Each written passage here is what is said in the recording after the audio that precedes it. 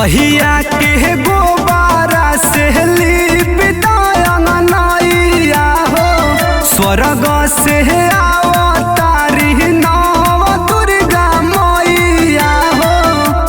कवनो कहमी माई पूजा में हो जाई है, दुर्गा मैया रूठ जाई है।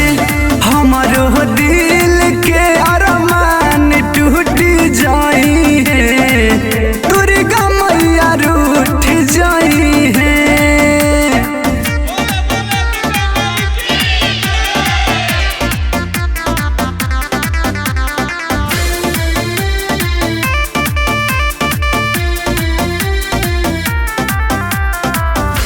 पान सुपारी संगे कलशा दियरिया जोड़े जोड़े लई है माई नरियल चुनरिया। ए माई सुन तारू पान सुपारी संगे कलशा दियरिया जोड़े जोड़े लई है माई नरियल चुनरिया।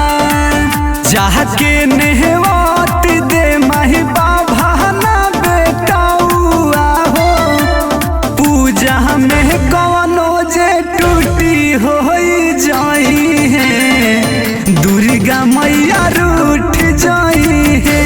हमारो दिल के अरमान टूट जाई है, दुर्गा मैया रूठ जाई है।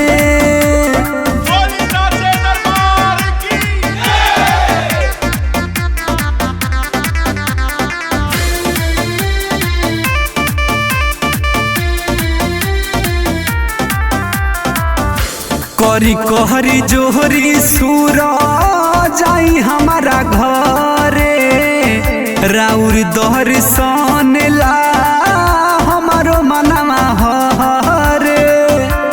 ए माई सुनी ना कहरी कर जोहरी माही आई हमारा घरे, राउर दर्शन ला हमारो मनवा